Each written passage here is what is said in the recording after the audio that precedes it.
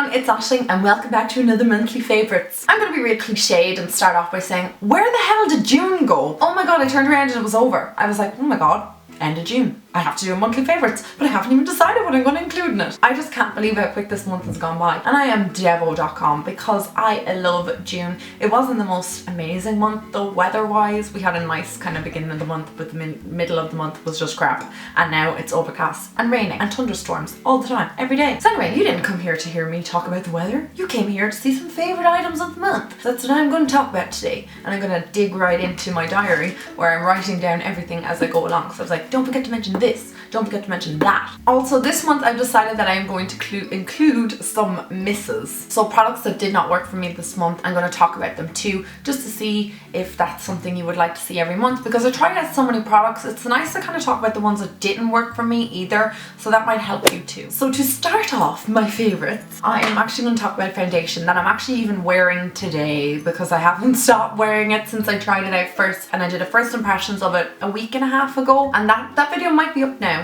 It won't be up now, but it will be up soon, so you can see what my full thoughts on this foundation are, but I'm not going to go into too much detail in this video, so I'll spoil the other one for you. But basically, if it's making it into a favourite, I loved it. I love this foundation. It was so good. It's on my skin now. It looks amazing on camera. It sits on my skin nicely. It doesn't sink into pores. It doesn't get patchy. It doesn't like come off in different parts of my face. Most importantly, it keeps my oils at bay. I don't know if I would recommend this foundation for somebody with drier skin. I don't know anybody who's ever tried this with dry skin. Will you let me know if you would recommend it for dry skin? Personally, for oily skin, it's ideal because it just keeps me matte for as long as possible. In the summer months, you want to look kind of semi-matte, like a demi-matte. You want to look kind of dewy as well because it's fresh and nice outside, but you do not want to look like an oil slick, and this stops me from looking like that. I'm not going to go into any more information about this. I will link down that video below because it'll be up at some stage,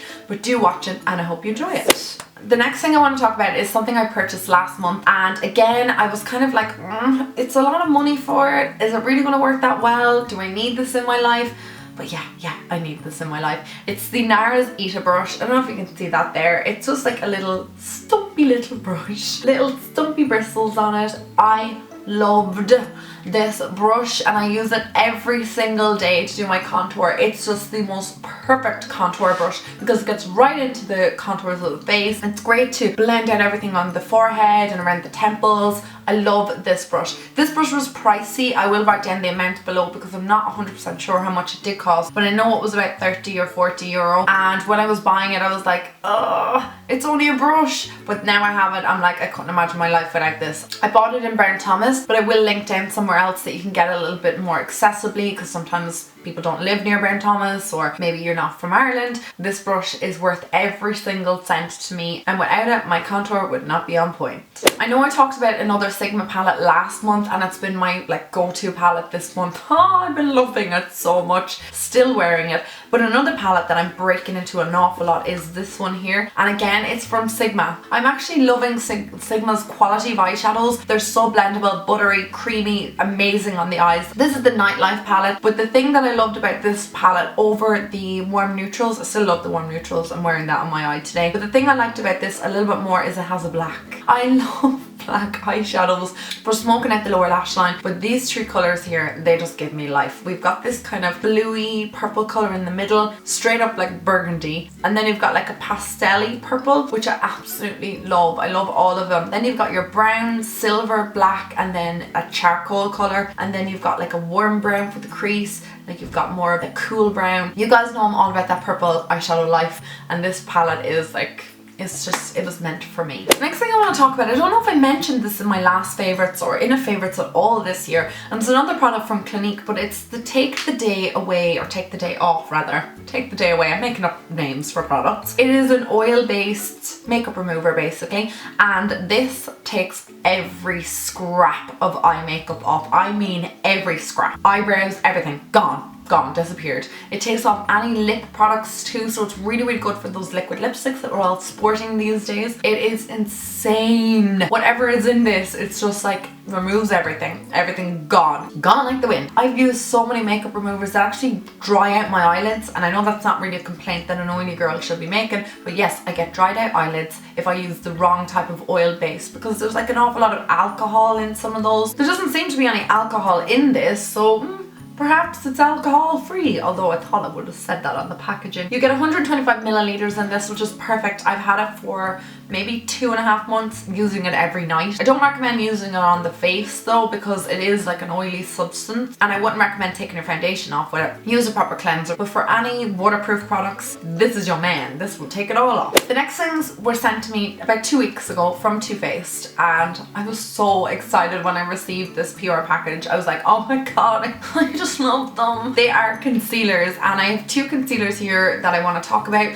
They're the Born This Way concealers, so just like with a follow-up to the foundation, the colours that I use are medium tan and light. You're probably looking at medium tan going, what the hell do you use that for? But I use that to spot treat, to just apply to areas that need a bit of extra TLC and need to be covered up a little bit more. The other one in light I use underneath the eyes, and I used it today and I love it. It gives a nice brightening effect to underneath my eyes. The thing that's amazing about these is it has coconut water in them, so they are really, really hydrating, especially underneath the eye. They can get a bit crappy and dehydrated from time to time. We don't want that. That's a hot. These give you a lovely kind of creamy under eye area, and then when you set it with powder, they don't crease or budge or move. They're not as full coverage as the Naked Skin concealer or the, what's the other one that I use all the time? The MAC Pro Longwear. But they are still highly pigmented, and they do cover up an awful lot. And they smell like coconut too. Smell amazing. I know there's coconut water in it. I love the Born This Way concealers. Highly recommend them. Good job, Too Faced. Keeping with the theme of coconut, my next 2 products are actually going to be scented like coconut. The first one is the Physicians Formula Butter Bronzer. Oh my holy dear lord, look at this. Look at the packaging for starters.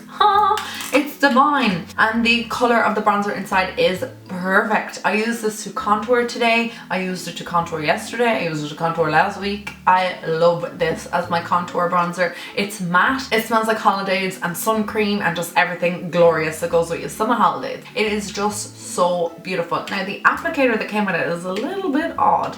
It's a rubber applicator. I don't know how you would use that or how anybody uses it. It's not the thing I use to apply it with. I use my NARS Eater brush, and you just dab it in and contour away, and it just blends out so well. It's so silky smooth. It doesn't leave any patches on your skin. It doesn't skip or anything like that. It blends really, really well into skin. This is the first Physicians Formula bronzer I think I own. When this runs out, I will definitely be getting more. I keep getting the waft of the bronzer, the waft of coconut, the scent of the summer.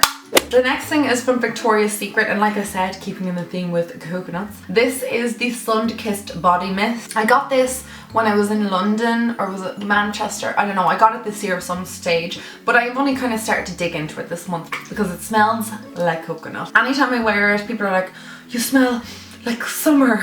I gave Jimmy a kiss goodbye this morning. He was like, oh my god, smell of coconuts off you everywhere. And I was like, oh, it's this body mist. It's everything. It just smells divine. I recommend it for those of you who are into coconut scents. Want something kind of light on the body. It's not too overkill. It's not gonna like poison people. It smells lovely and fresh, and I love it. And it's called Sun-Kissed. Did I mention that? From Victoria's Secret. I'm not one of those negative type of girls, but I do feel in order to be helpful and in order to be honest, you gotta be a little bit negative sometimes. These are the products I did not like this month, and the first one is the Milani Conceal and Perfect 2-in-1 Foundation. I got the number 6 Sand Beige. I will link down my full first impressions of this. I'm like spitting on myself. I still can't control my mouth placement with these Invisalign. I got this month, tried it out in the first impressions, and I did not like it. I will tell you more in that video why I didn't like it, but I kind of want to just recap on why I didn't like it in this video. I already mentioned how oily I am. You know that, everybody. The dogs in the street know that I have oily skin. This foundation is not suitable for oily skin in any way, shape or form. This is just a nightmare on my skin. After I did the first impressions, I tried it again because I'm not really one to give up on something. I will try it and try it and try it until I know that I don't like it, or if I you know, might say, I kind of like it. I wore this to work. That was a bad idea. I don't know what I was thinking doing that, because at the end of the day my face was wet. It looked so wet. I was that oily. It was devastating. Nobody told me in work. They were like, well, you have a really shiny face. I got into the car at the end of the evening and I was like, what's happening here? Why am I so oily? I just looked like an oily hot mess. It was not good. This foundation, it gets on a womp from me. I don't want to bash the product, because somebody who has dry skin would definitely prefer this because it adds so much moisture back into the skin. If you have oily skin, the next thing that I want to talk about, I feel like this, I'd just be really mean talking about it in a negative light, because it did mean well. It's not an expensive product. It's from a place that I absolutely adore, but I feel like this would not be an honest video unless I said things that I didn't like, and I didn't like this. This is the PS Nudes eyeshadow palette, and you guys will have seen this in my full first impressions of Penneys makeup. I did a full face using Penneys makeup, or Primark as it's known in different countries. This was an eyeshadow palette that I don't know who it would work for. Really don't know who. It was $2.50. Like, it's not very expensive, so that's why I hate kind of bashing it. I tried it twice because, again, I like to give things a good little go, and I had no eyeshadows on my lids by the end of the day. If you're going somewhere really quickly, it's fine, because the eyeshadows will last about 2-3 hours on the lids and they look fine, but after that they just fade and fade and fade. They're so powdery as well, so you really need to wet your brush in order to get any sort of pigmentation off it. In that video I go into more detail of all the Penneys makeup and what I did like and what I didn't like, but this I think was one of the worst products I used. Like I said, it's fine for a couple of hours. It works like if you're going, you know, to the cinema, maybe if you're going into town and you just want a touch of eyeshadow, you don't want to go overkill with it, then this would be fine. But if you want, like me, I just want intense dramatic eyes always, every day, this is just not suitable for me. So sorry guys about the negative at the end of it, but I feel like those videos are helpful.